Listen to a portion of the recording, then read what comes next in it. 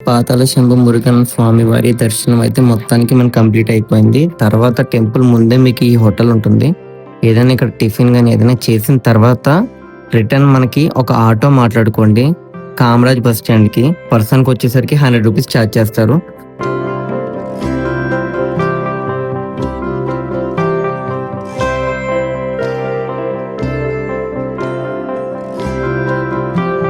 Once మీరు Kamaraj bus stand చేరుకున్న తర్వాత మధురై బస్ ఎక్కండి. మధురై బస్ ఎందుకు ఎక్కమంటున్నానంటే ఇక్కడి నుంచి మధుర మీనాక్షి అమ్మవారి టెంపుల్ ఎంతో దూరం కాదు, జస్ట్ 65 కిలోమీటర్స్ మాత్రమే. ఇంత దూరం వచ్చి అమ్మవారిని కూడా దర్శనం చేసుకోవడం చాలా బెస్ట్ అని నా ఫీలింగ్.